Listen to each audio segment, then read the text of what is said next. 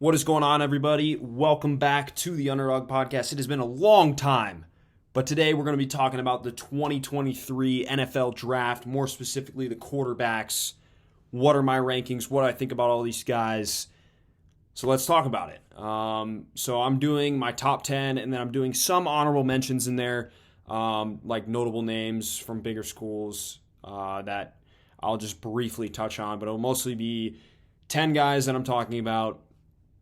So we'll go through those 10, what I think about them, strengths, weaknesses, where I project them type things. So let's get into the honorable mentions real quick. So we've got 5 today. So we start with the 2-time national championship quarterback, Stetson Bennett. So I think that Bennett will be drafted, although, he just got arrested, so there's kind of going to be some complications in there. But it was hard to judge Stetson Bennett, like his film and stuff, because of the fact that he played with such a loaded roster. I do think that he has underrated athleticism. He's got more arm strength than people give him credit for. And I do think that he is also, a really good playmaker. I think that that's another underrated aspect of his game. I think Bennett will be probably a backup at the next level. Nothing more. If he turns into a starter, then great, but I'm not counting on it. Clifford is in here, and a lot of people are probably going to wonder why. I think he's probably maybe the worst quarterback on this honorable mentions list. It's between him and Malik Cunningham, but I loved watching his tape, actually. I actually kind of enjoyed it. I think he has two kind of traits that separate him from these guys. I think his ability to make checks at the line of scrimmage is the best of this group by far. His pocket presence is also elite, in my opinion. I think his ability to make plays in the pocket and then extend were very good. Very surprising from Sean Clifford, who I didn't think of as the most mobile guy, but I definitely think that he was excelled in those roles. Then you have Malik Cunningham, who's kind of like one of the two, just pure athletes in this honorable mentions tier. I think that he's just an athlete playing quarterback, really. I mean, he does have some nice throws. He's got a good arm. Of course, his escapability is awesome, but I don't see Malik Cunningham working out at the next level. And then we got Max Duggan, who I think kind of got a lot of hype with that TCU season. I'm going to be honest, I hated his tape. I really did not like it. I thought he was very inaccurate. I didn't think he was a great decision maker. I think he's just pretty much a glorified Taysom Hill at the next level. If you want to use him in that role, I think he'd be perfect, but I don't really see him as a starting level quarterback at the next level. And then you have DTR, who I think made a lot of big strides as he's kind of played more and more at UCLA. I think he definitely made some strides in his ability to read, process the field. Another really gifted athlete, and I think his toughness really showed playing hurt in a couple of those games. But he's not a great decision maker still, and his arm is just okay. It's not elite or anything. But I do think that DTR could find his way, onto certain teams and find success. But I'm not expecting a ton out of DTR at the next level. And now we will get into my top 10 quarterbacks for the 2023 NFL Draft. And starting off at number 10, smaller school guy, I have Jake Haener from Fresno State. He's a 6'1", 23-year-old senior. He missed some time this year due to injury at Fresno State, but he did lead them to a Mountain West Conference title and a bowl game win, an LA bowl game win over Washington State. So I think Haener it's between him and Young are the two kind of smallest guys in this draft class. I do think that Haener has definitely put himself on the radar with a really good Senior Bowl. He was probably the best guy there, whereas guys like Max Duggan, and Will Levis, who didn't even attend the Senior Bowl, we'll talk about that later, kind of hurt their stock, at the Senior Bowl. I think Haener Jaren Hall, they were kind of guys that really improved their stock. So I think in terms of what he does well, I think he has really good ball placement and ability to fit, the ball in a tight windows. There was a throw against Oregon State where he zinged it in between like two defenders who collided for a completion for a first down. I think it was on like third down. It was a really good throw. That was kind of like the highlight of his tape for me. He's confident when he's throwing the ball. I think he feels like he can make every throw, and he does have a good arm. It's not elite by any means, but I think intermediate and short, he can make pretty much any throw. I think deep ball is kind of his struggle. He has good accuracy, not great. I think even though he has like good ball placement, I think sometimes he's kind of a little all over the place, especially down the field. I think is kind of his biggest weakness. He's got good velocity behind his arm. He's got a quick release. And he is a good athlete. He's able to kind of make plays, and, ability to extend is there. He made a lot of plays on it with his feet, whether it was running or like extending the plays down the field. And he had a good supporting cast at Fresno State. It wasn't like the best, but he did have a good supporting cast there. I think as far as, cons, his frame is definitely something a lot of people are talking about. He's really small. I mean, he looked like my comp for him is mobile Drew Brees for a reason, because he's a small dude. I think he does lose accuracy outside the pocket, especially when he's throwing on the run. That's not really, his best attribute there. And then sometimes I think he's like too cautious. Like he doesn't let his receivers make plays. He kind of is like looking for the open guy instead of like, okay, this guy is covered, but can't, I'll give him a shot. I'll give him a chance to make a play. And then like under pressure, he's not the best because he's small. He kind of had some, some flashes there, but it wasn't anything like consistent enough. And then I think his deep ball definitely needs work. He puts too much air under it, and he doesn't like flatten it out. And then seam balls, he overthrew them a lot instead of putting them right on the guy or leading them. And then, of course, he was injured last year. I think it was a high ankle sprain. I know it was ankle. I don't remember exactly the injury, but it was supposed to take him out for the entire season. I think he got hurt in like week 2 or 3. He was only out like 5 or 6 weeks, came back and had a good showing, good rest of his senior year. But I do think that Haener, I think he'll be a backup. I think he'll definitely be on a roster. It's just, I don't know if he's ever going to get the opportunity because of his frame, because of his size, but he did have a really good showing at the Senior Bowl, which will help him. I have his draft value at round 5 to 7. He could go undrafted due to his size, but I think his Senior Bowl helped him to be able to get drafted. He was a good decision maker as well. He only had 9 turnover-worthy plays. I think he only played in, I think it was like 8 games though, so less of a sample size, but only 9 turnover-worthy plays, which was third least of the guys in this class. He had a turnover-worthy play percentage of 2.2%, which was low. He only had 16 big-time throws, though. That's kind of what I was saying earlier about, he didn't give his receivers a chance to make plays,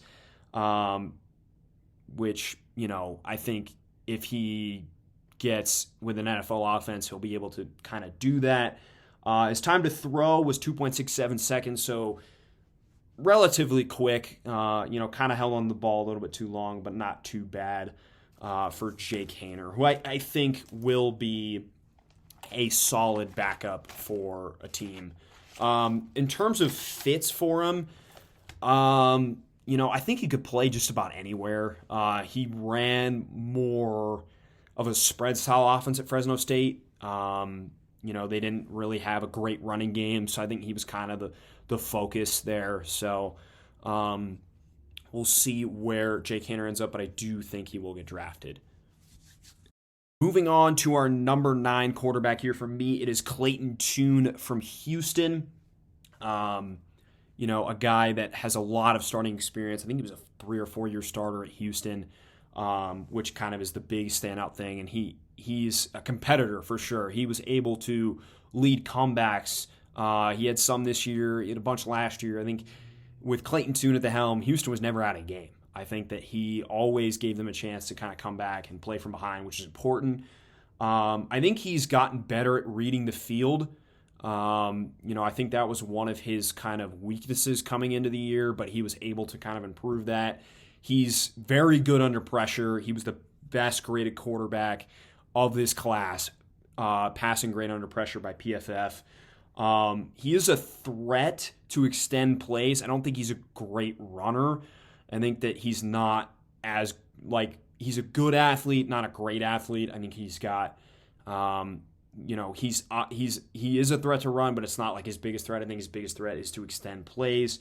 He's got a fine arm. It's not like anything special. I don't think that it's like a big strength of his. I think it's fine. I think, he could make most throws that you ask him to make, but not all of them. He was really accurate in the short and the seams. I think seam balls, he was one of the best quarterbacks there. I think deep ball, he was kind of hit or miss, and then intermediate, obviously he had some misses, but still a pretty accurate quarterback, and he was obviously a great leader, voted a captain for Houston the last 2 years, I believe. And then, kind of his weaknesses here, again, kind of what we talked about, he's kind of an average athlete. He's not the best there, and not a biggest threat in the run game. I think that was kind of overstated at Houston. And then he's got just fine arm strength like we talked about. And I think his mechanics are inconsistent, which is why you see he's got a lot of big time throws. I think he had the most of this class. I think it was 28 or something like that.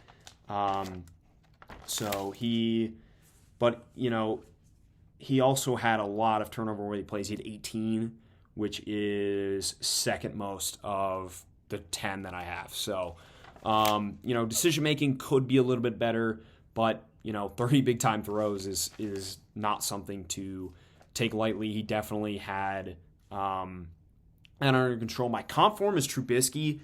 I don't think he's as athletic as Trubisky is. I think Trubisky's definitely the better athlete, but I think in terms of traits and stuff, that's kind of how I see him. Trubisky didn't have as much experience coming out of college, but I think that Tune kind of has similar arm strength profiles, similar decision-making profiles, that stuff. So I think Tune will be a backup minimum. I think he could be a guy like Case Keenum, where he comes in and is able to kind of your season isn't going to be over with Tune, I think, but we'll see how he's able to do at the next level, because Houston's offense is not exactly what they run at the professional level. They run and shoot is not really ever seen in the NFL. So moving on to our number 8 quarterback here, I have Aiden O'Connell out of Purdue. I think the biggest, thing that stood out to me is that they were the most prolific passing offense in the Big Ten. And that was a big reason why they got to the Big Ten championship game against Michigan. So I think when you first think about Aiden O'Connell, you think about accuracy. I think he's one of, if not the most accurate quarterback in this class. I think he was always, on point with his accuracy. I think all levels he was very, very good. And then he was also great pre-snap. I think those are his two kind of biggest things. He was good at, making checks at the line, changing the play to a run game. I remember there was 3 times at Penn State he did that, and it resulted in a first down. So I think his recognition of, pre-snap looks are very good. He's got good velocity, not great. I think he's got some zip on the ball, but it's not anything like elite or anything, but it's good. He's got a quick release. He was able to get the ball out, relatively fast. And then experience and performing in big games as well. Purdue was I think they were 8-2 or something against ranked opponents with O'Connell, which is really good. So I think he elevates himself in big games. I think sometimes he can play down to his competition. against lesser opponents, but I think in general, like, he played really good against good competition. Even against Michigan, like, he made a couple of mistakes. I remember the interception, like, in his own half. It was just a really good break on the ball by the defender.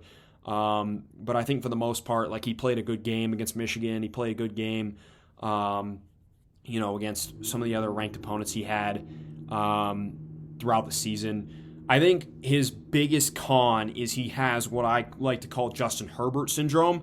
So when Herbert was at Oregon, he had like 3 or 4 just boneheaded dumb plays a game, and that's kind of what Aiden O'Connell had, as he had like the 5th most turnover-worthy plays. I think it was like 20-something,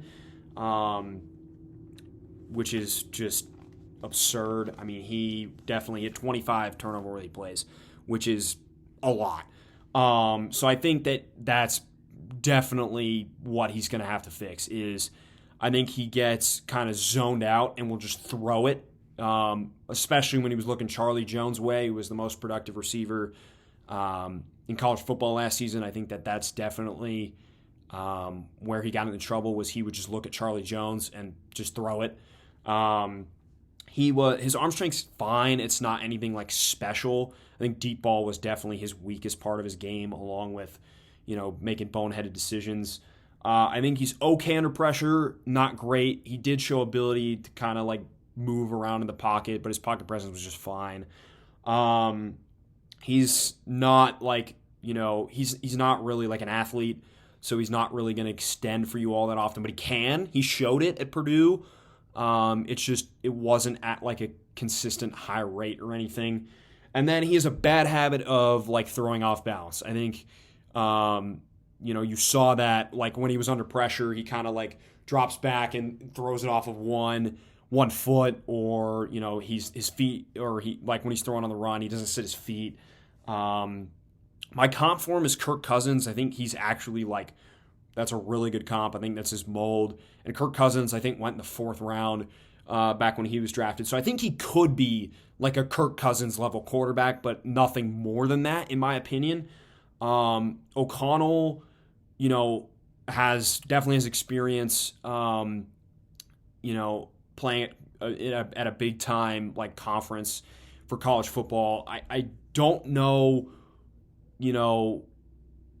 he's kind of like a wild card because I think there's moments in his game where it's really good. Like when I watched him against Penn State, I was like, okay, this guy could be like a day 2 pick and potential starter. And there's also, there's like tape where I'm like, okay, this guy is not an NFL level quarterback, with his decision making and stuff. But I do think that O'Connell could be like that guy who's your backup. He's a high floor player, I think, just a lower ceiling. And I think he could be like your backup for the next 4 years and you'd be okay with it. So I think that's kind of where he projects, and he could eventually be a starter someday. But right now I have him as just kind of a high floor backup. Then we move on to my number 7 quarterback here. It's going to be Jaren Hall from BYU, and I was really impressed with his tape. This is kind of where we start to get into the potential starter tier. I do really I loved Jaren Hall's tape at BYU. I think it was much better than his 2021 tape. I think the biggest thing you saw from him was he was able to go through his progressions at a much faster rate. I think he was a much quicker processor this year, which was a big reason why BYU was successful this season. He's a good athlete, not elite or anything, but he is a good athlete. He's good, escapability, really good pocket presence, knows when to run. There was a bunch of times where like the pocket would open up right in the middle and he would just take off immediately, which I really liked. I think when you see that, you got to take it, especially if you think you can get the first down. I think another thing that really stands out is his velocity on the ball. He played shortstop in baseball, so he zings it in there. And I think he's got good accuracy, not great, along with ball placement. I don't think like those are like at the top of his strengths, but they are strengths. I think that he did a really good job of those. I think he has a strong arm, but it's not like elite. I think it's good to great for him. I think deep ball is kind of something he's been working on for the last like year and a half. It's improved, but it's definitely far from the strength. And then I think what separates Hall from the guys that I've stated, and then even like he does this better than some of the other guys, he's really patient. I think he was one of the better guys at taking what the defense gives him, even if it's like, 3rd and 16 and there's it's his third read and it's a shallow cross. He's taking it. I think he was a really good decision maker. He didn't really force the ball at all, at BYU. I think that was definitely something that I gravitated towards and really liked about Jaren Hall. And then he's also like escapability, able to make plays on the run, I think was very, very at the forefront. And then, at the beginning of the year with Nacua out and his second best receiver, I can't remember his name off the top of my head, throwing to like, freshman, he was able to make plays, beat Baylor at home, in probably their biggest win of the year in week 2. So I think that also showed that he's like, leadership and able to, elevate guys' performance is definitely, something to note. As far as weaknesses go, lack of experience. He's only been a starter for like a year and a half. So that is, something to kind of watch. And obviously he played at, a mid-major program. So I think he's hit or miss on the deep ball, like we talked about. That's not really his game. I think his game is kind of like intermediate to short, and then the occasional play action deep shot. Not elite arm strength, but I still think it's good to great. And then he's kind of got being baseball player, he kind of throws off balance a little bit, throws off his back foot. And I think his footwork's going to need some work. And his pocket presence is good, not like phenomenal either. And then also with this super senior stuff, he's older. He's 24 right now. I think he's going to be 25 by the time training camp starts. So he's an older guy. So you definitely have to take that into account with Jaren Hall as well. But he was, one of the better guys at turnover-worthy, limiting turnover-worthy plays. I think he only had like 9 throughout the entire season. 12. He had 12, but just a 2.7 turnover-worthy play percentage, which is very good. And he was able to, really be kind of the focal point of that offense at BYU. Then moving on to my number 6 quarterback here, I got Hendon Hooker from Tennessee. I really think that it's a shame that he got hurt because I think he could have been a first-round pick. And I think the draft value, I have him like knocked down a round or so. I really think he's like a more of a like 2-3 value, but with the injury, I knocked him down to around 3-4 value there. Hooker is an interesting prospect because I think there's parts about his game I love, but there's also things about his game that I really hate. So the things that I love is I think he has the best deep ball in the class. I think his ability to just like put it on Jalen Hyatt, put it on Charles Tillman was something special. I think it was like Russell Wilson-esque when I watched it. I think that's kind of what what is his best part of the game, in my opinion. I think velocity is really good. He's got zip on the ball. He's got the prototypical quarterback frame. He's 6'4", 220. So that's, something that people are going to love. And he had the measure of the Senior Bowl. He had the biggest hands of anybody, which doesn't seem like a big deal, but it is. So that will definitely help him throughout this process. I think he was a really good decision maker. He had the lowest turnover-worthy play percentage and only 5 turnover-worthy plays in his time. He played in a couple less games, but that's still super impressive from Hendon Hooker. And then obviously he's a high-character guy. He was captain for Tennessee. And then, he's obviously like super mature because he's very old. He's 25, I think. So, and I think he might even be 26, like going to training camp, which is, part of the reason why teams might steer away from him. He does hang on to the ball a little bit too long sometimes. I think Tennessee's offense is weird, where it was kind of like he, based on the coverage, he would like read it pre-snap and then know where to go with the football. It's really alien to the NFL, so he's going to have a hard time like transitioning. I think touch is definitely something he needs to work on. It was a lot of like, zinging it in there and not really a lot of like, working on touch or anything like that. Footwork and mechanics, I think, need work.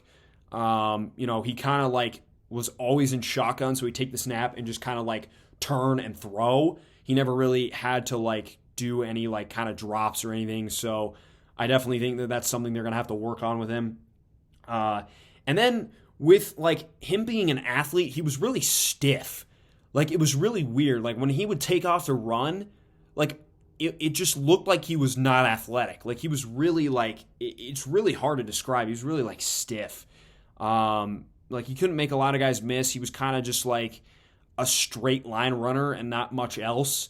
And it looked like awkward when he was trying to like extend plays or make throws or whatever.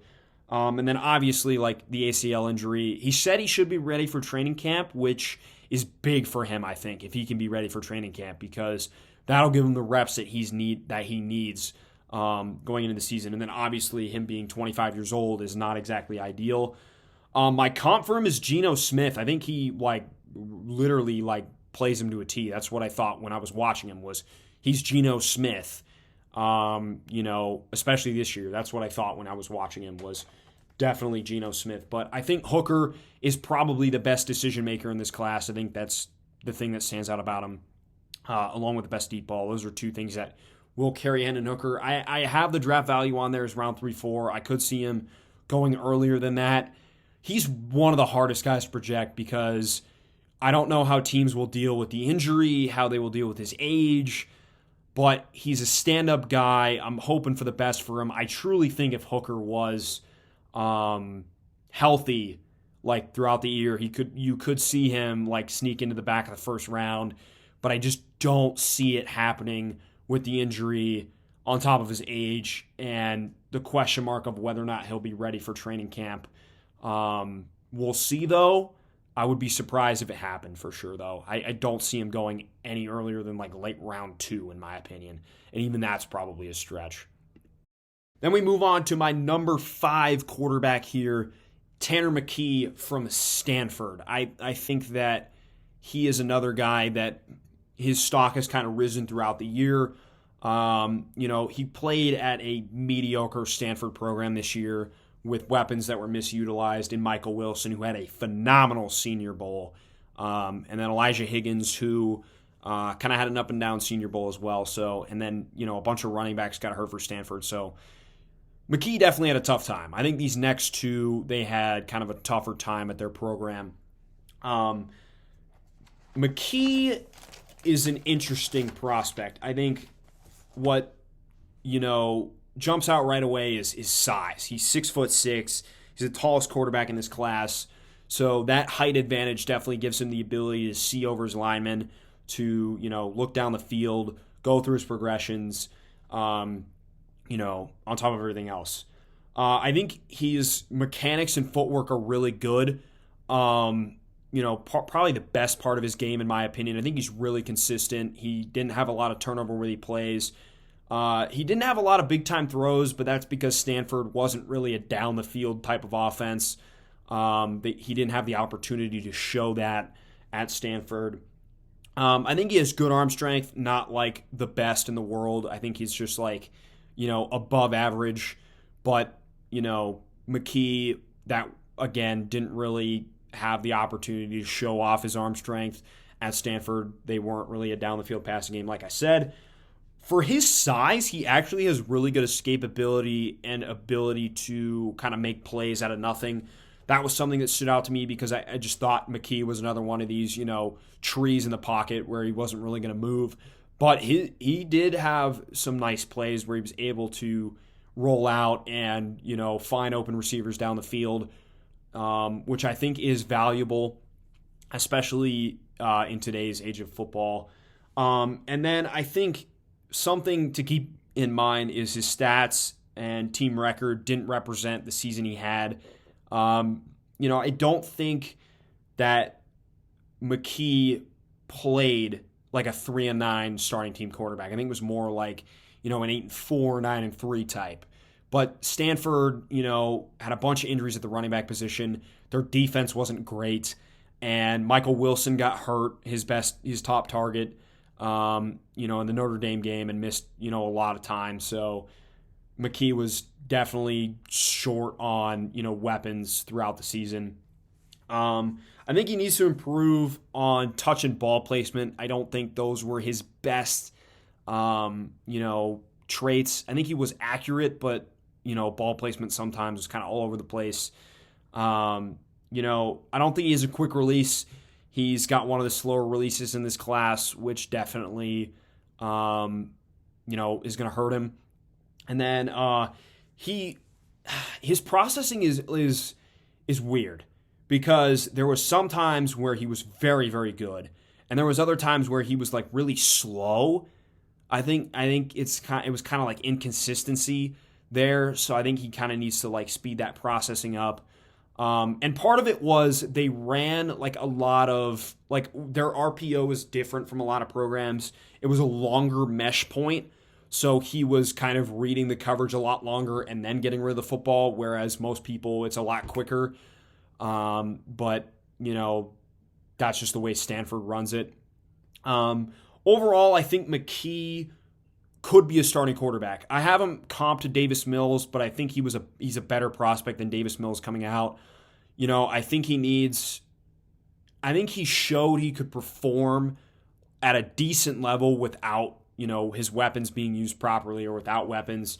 I think if you put him in a system where he's able to, have an RPO be a big part of the offense and has the ability to have good talent around him, I think he could be a successful starting quarterback, kind of like middle of the pack.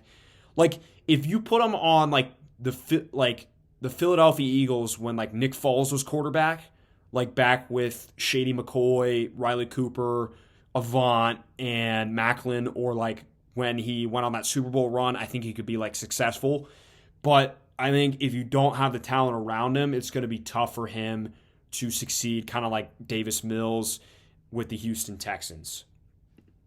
So now we are getting into the top four of the class, kind of what everybody's talking about here. And, kind of starting to get into the guys that are, in my opinion, are going to be starters, like surefire starters in the league. So at number 4 here, I have Will Levis from Kentucky. I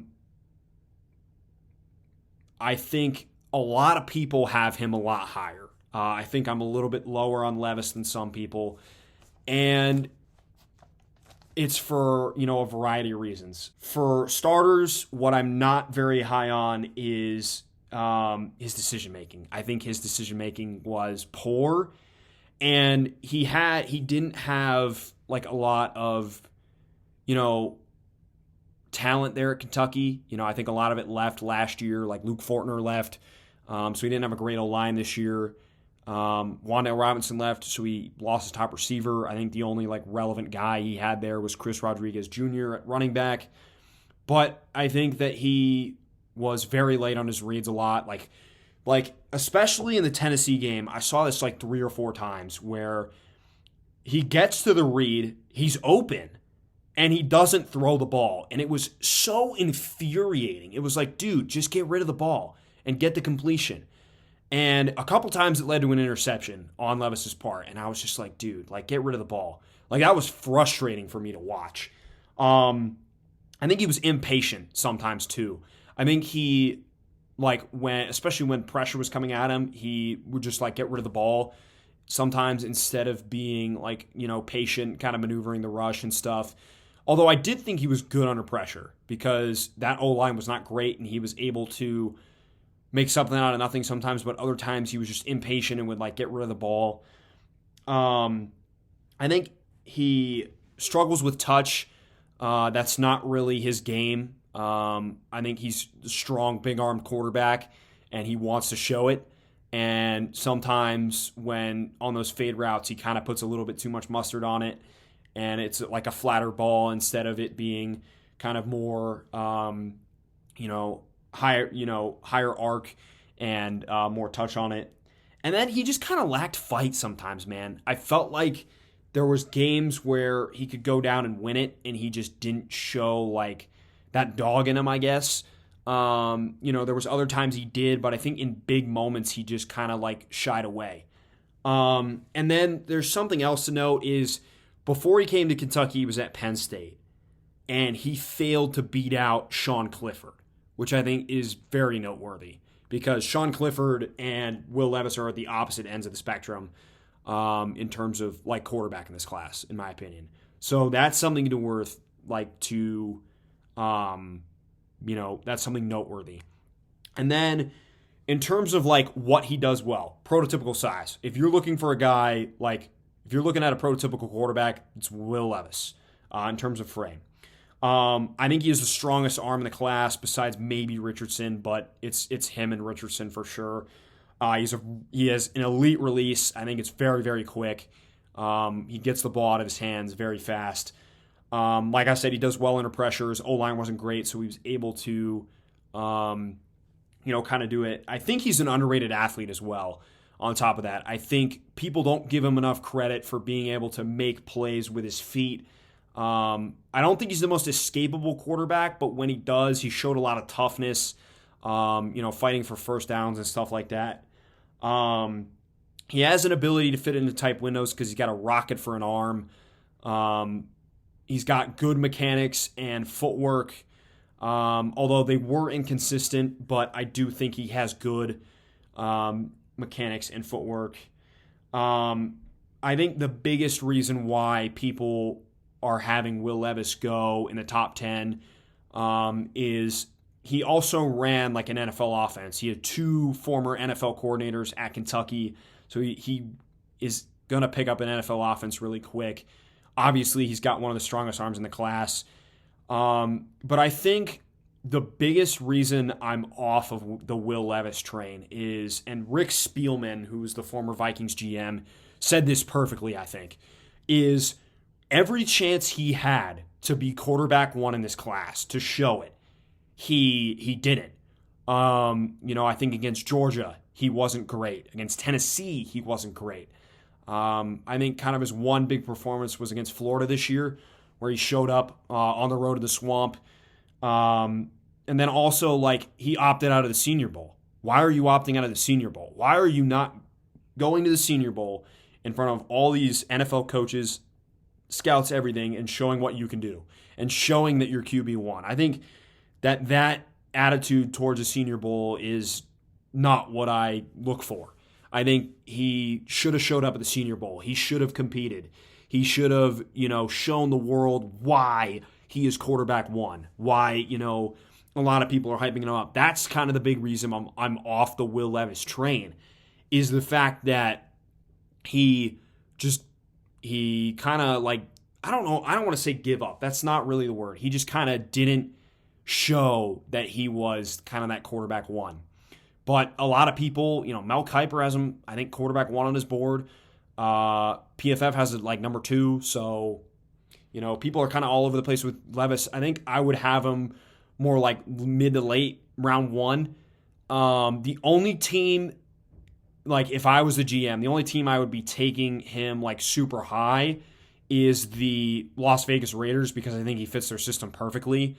But other than that, I really don't see him. Maybe Carolina too, but I really don't see any other team kind of that jumps out at me to take him. So that kind of wraps up Will Levis, and we move into quarterback 3, which I know is going to make people mad. And I will say this, 3 and 2 were the hardest decision I had to make. I went back and forth, but ultimately I had to make a decision. And my quarterback 3 is CJ Stroud. And I know that's going to make people angry. But hear me out. I think CJ Stroud, of these 4, right, is probably the second highest floor. I think only to Bryce Young. But I do think he probably has the lowest ceiling. That's not to say that his ceiling isn't high at all, but I do think that he has the lowest ceiling of these four guys. So in terms of what I really liked, prototypical size. He's 6'3", 220. He's intelligent. He was able to make checks at the line of scrimmage. I think he recognized pressure really well. As long as it wasn't like stunted up, like when they showed pressure, I think he had a good ability to kind of recognize it and get the ball out quick. He's really great velocity, and his ball placement might be the best in his class. I think that's something that Stroud does really well. For all the, talent he has around him, he's able to put the ball in some really, amazing spots. I think it's kind of him and Bryce Young as like 1A, 1B for that. Very productive in college. Really good 2 years in Ohio State. He has great arm strength. I don't think it's elite. I think it's great. I think that Ohio State likes to throw the ball around, likes to throw it deep, and he showed off his arm multiple times in college. It's a very good arm. I don't think it's like Richardson Levis level, but it's probably the third best arm in this class, probably, I would say. It's close between him and Hooker, though. He's got a quick release, gets the ball out quick for sure, but he does hang on to it too long sometimes. He was very athletic. I think sometimes he fails to use that athleticism, though. And then he's accurate. He's extremely accurate. I think that he's probably like second or third best. It's like him and I think Young's one, and then it's probably him and O'Connell, like for 2-3. I think Cons, he played in a very QB-friendly system. I mean, it is like, Ryan Day's system is meant to help the quarterback out tremendously, and it definitely did. He had an abundance of NFL talent around him. Last year he had Olave, Wilson, JSN. This year, Marvin Harrison, Buka, Fleming, Xavier Johnson. And then he had, obviously the talent up front as well. I think he's not great under pressure. I think he definitely showed a lack of ability to avoid the rush, except in the Georgia game. And then under pressure, he kind of gets flustered sometimes. Still made some big-time throws under pressure, but I think it's kind of inconsistent. He really didn't extend plays very much at Ohio State. I think that's kind of his biggest weakness, especially for a guy who is athletic. To not show that athleticism in extension of plays is frustrating, especially, Ohio State fans voice their frustration with that. And then he was inconsistent with his reads. I think, similar to when Justin Fields came out, I think he sometimes is focused too much on that first read, but he did get better at it for sure this year. I think I didn't see that as much, but he still does it, and I need him to, kind of get through his reads faster. And then, obviously he fails to use his athleticism more than he should, except in that Georgia game, where he really showed that he could, extend plays and make plays and everything. So, and then obviously he had a lot of big-time throws, but he did have a lot of turnover-worthy plays. Big-time throws, I think he had 28, which is like second most in this class. It was like tied for sixth most in the nation with 29. But he did have 16 turnover-worthy plays, which is third most of the 10 guys that I ranked. So I think the reason I put Stroud here is when I watched throughout his tape, right, and you look at the Georgia game, if that's his best game in college, right, I don't know. Like, there was not very many moments where I'm like, okay, Stroud is QB1. Whereas the next two guys, I was like, okay, like, they're QB1. That's a QB1 moment. I think it was a lot in the Georgia game, which he showed up in. He played an awesome game.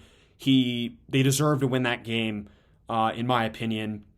But there was games where he, didn't show up in. I think the Oregon game, and that was his second ever start, I know, but he didn't show up. Both Michigan games, I don't think he played. I think he played better this year against Michigan than last year, but it's not like he excelled. I think he was just like fine. He didn't really do anything like that outstanding in that game. So I just think like Stroud's tape was really inconsistent. I think like, for example, with his mechanics, there's some plays where, he does really good, his footwork's really good, and then the next play it's like all over the place. And, he reverts back to old bad habits. So I think if Stroud's tape was more consistent, he would be number 2. And I also think it's just because, I think that he also has the lowest ceiling of these guys. My comp for him, don't be offended by this because it says mobile Jared Goff and people are going to be like, whoa, what the heck?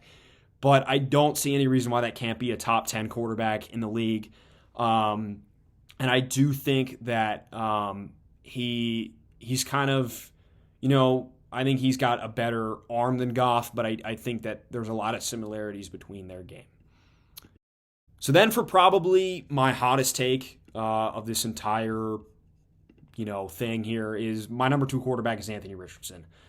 And the reason why he's here is he's got the highest ceiling out of anybody. His just flashes were incredible, man. And for all the talk about him being a project, I don't think it's like as bad as people think it is. I really don't. I think he's going to come in immediately and improve your run game. Your run game becomes outstanding with him, especially if he's starting right away, which I don't think he necessarily needs to. I think he'd benefit from sitting a year or two, but I do think he could come in and play right away. I think he could excel your run game immediately. And he has he's got a ridiculous arm. I mean, it is absurd, the throws that he makes. In terms of like the things that stand out, other than those, he's a freak athlete. I mean, he is just a freak athlete. Reminds me of Cam Newton in college. It's absurd the plays that he can make with his feet. I mean, it's just incredible. His deep ball is very good. It showed ability to use touch on it, but that's not like his biggest strength. I think he's more of like a velo guy. Like the velocity on the balls he throws is ridiculous. But he only had one turnover-worthy play on the deep ball, so he definitely knows when to dial it up. I think his pocket presence is absolutely elite. I think it's the best in this class. His ability to shuffle around in the pocket, roll out, make plays is just incredible. I think the one play against Tennessee, which I'll drop right here, is just, it's stupid. It's absurd, the play that he made against Tennessee. It's just, incredible. And then ability to throw on the run is really good. He's able to make tremendous plays, all over the field. He's got a quick release. And then ball placement was pretty good, like short to intermediate, or short and deep, I should say. Intermediate needs some work, but his ball placement was good, better than I expected.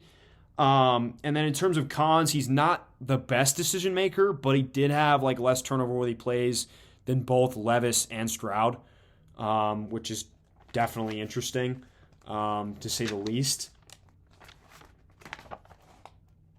So he had the same as Levis, and he had less than Stroud. He does hang on to the ball too long, which can get him in trouble. And, that's kind of part of the reason he took most of his sacks, was he was hanging on the ball too long. He's inconsistent with his reads, but he did show ability to go through his progressions. But it was just inconsistent. I think sometimes he, like Stroud, locks onto Pearsall and doesn't go to the next guy. He has a bad habit of throwing off of his back foot that needs to be cleaned up. And footwork as well needs to be cleaned up, along with his mechanics. They definitely need work. Limited experience, only one full year as a starter, and then he played a little bit last year in spurts, but, definitely, limited experience there. And then he was inaccurate, especially at the intermediate level. I think there was a lot of times he was overthrowing receivers at the intermediate level and really making it tough on his receivers to make plays. But I do think Richardson has the highest ceiling of anybody in this class, in my opinion. Over Levis, Stroud, Young, over all of them. I think that he's the next Cam Newton, who also struggled with accuracy. I think that was kind of Cam Newton's big thing. But I think Richardson, you have the benefit of coming in and making your run game. I mean, look at the teams this year that really excelled. Like, their quarterback is part of the run game. The Bills with Josh Allen. The Eagles with Jalen Hurts. The Ravens with Lamar Jackson. The Cardinals with Kyler Murray. I know they didn't excel, but Kyler Murray is a big part of the run game. Mahomes is part of that run game as well. So I think if you have a quarterback that can at least, make plays or keep people honest in the run game, I think that, Daniel Jones as well with the Giants. That's a big added benefit to you, and Richardson does that better than anyone in this class. He's also only 21 years old, and he's going to be a top 10 pick. I'd argue he might even be a top 5 pick. Would love to see him go to the Giants to work with Dable. That's probably maybe his best landing spot there in Detroit, but we'll see if that happens. And then for my number one quarterback, as you probably all expected, it's Bryce Young. This dude is just on another level than these guys. I think he's absolutely elite prospect, top 3 value there. I think what stands out to me the most about Bryce Young is for a little guy, he is able to make all the throws. I think he's probably one of the most accurate quarterbacks in this class. I think, he's probably the best decision maker in this class other than Hendon Hooker. Rarely makes a mistake. He's clutch time and time again. He was bailing out Alabama this year. And then he showed, I think the biggest thing with Bryce Young is we always talk about how Alabama is stacked with talent. This year, not so much. I mean, he had Jahmyr Gibbs, Cameron Latu. That's about it. He didn't really have a dynamic receiver or anything. And he showed the ability to play with less talent and still maintain success. Bama didn't make the playoff, but they still had a really good season. They lost 2 games by a combined 4 points. And, they put up 55 on Tennessee and really got robbed in that game, in my opinion. He's really good at going through his progressions, probably the best in this class at that, and the ability to set protection as well. He has good arm strength, especially for his size. It's not elite or great by any means, but he has good arm strength. I think his deep ball is, relatively good. He's accurate with it, but it's just not he's not going to throw the ball 80 yards. Pocket presence is elite. One of the best in this class. His ability to, dodge defenders and, extend plays and, keep Alabama in games really with that ability is great. And then he has he's not the best athlete, but in a straight line, he is fast. He's not really elusive the comp I have for him, Russell Wilson, but he is fast in a straight line. And he's tough, man. For all the, comments about his frame and everything, he's a tough dude. I mean, he can take some hits. I don't think the frame is as big an issue for me as other people. He was hurt this year with a shoulder injury, but he, recovered quick and was able to, still be really good for Alabama. But I definitely think, in terms of cons, frame, everybody, that's kind of the big question mark is how tall actually is Bryce Young? Because he'll be measured at the combine. He's measured at 6 foot. I don't think he's actually 6 foot. And they had him listed at 200. I don't think he's 200. So it's how much weight can he put on at the combine. And then, how tall is he actually? He was obviously injured last season, only for a short time, but, obviously when you're that small, injury is going to be, maybe more common than others. And then he doesn't have elite arm strength, which I think is, at that size, it's going to be tough to have elite arm strength, but he doesn't have it. But I still think he can make all the throws. His processing is at another level compared to everyone else in this class. And, he just makes plays, man. I mean, more than anybody else in this class that I've seen. And then this year, he did hold on to the ball a little bit longer than other years. I think that's partly to do with the fact that his receivers didn't get open as often as, they should have. But, he, with other talent, more talent at the receiver position, I think that will kind of fix itself. But I do think that Young is, I don't know if he's a generational type prospect, but he is probably a top 3 player in this class with Jalen Carter and Will Anderson. He's just a phenomenal player, and I hope that he's the first quarterback taken off the board, but we shall see. So that wraps up my top 10 quarterback list. Let me know what you guys think down in the comment section. Let me have it. I know that a lot of people are going to be upset about where I put CJ Stroud, but I had to make a decision. I will say that I probably spent like an hour, going over tape, going back and forth on who to put where, but it's my decision. At the end of the day, I had to make one, and that was my decision.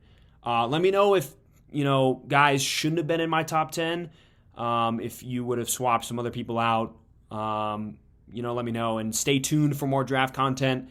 I'm going to get running backs done, hopefully within the next week or two, and then maybe a mock draft, is coming in the near future. So definitely stay tuned for more content, guys. If you liked today's video, please, like it, share it to your friends, put it out there, please.